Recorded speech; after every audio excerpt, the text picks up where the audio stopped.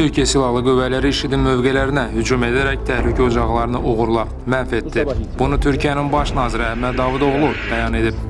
Baş nazir deyib ki, hansı terror təşkilatı olursa olsun, Türkiyə sərhədlərini təhlükə altına qoyan kim olursa olsun, lazımi tədbirlər görüləcək. Buna heç kimin şübhəsi olmasın. IŞİD-ə qarşı başlanılan əməliyyat davam etdiriləcək.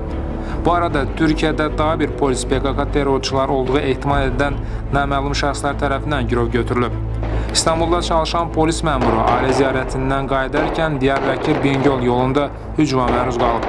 Silahlılar polisin ailə üzvlərini sərbəst buraxıblar, özünü isə girov götürərək naməlum istiqamətə aparıblar. Bundan başqa, PKK-çılar içərisində 3 həkim olan təcili tibbi yardım avtomobilini qaçırıblar.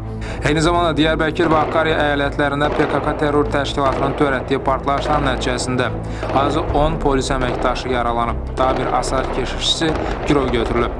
Öncə terrorçular Diyarbəkir əyalətində yerləşən polis məntəqəsinə əl qumbarası atıblar. Partlayış nəticəsində 7 polis yaralanıb. Hakkaridə isə əldə qayırma partlayıcı qurğunun işə salınması nəticəsində 3 polis yaralanıb. Yaralardan birinin vəziyyətinin ağır olduğu bildirilir. İstanbul Polis İdarəsi ötən gün başlayan əməliyyatları isə davam etdirib.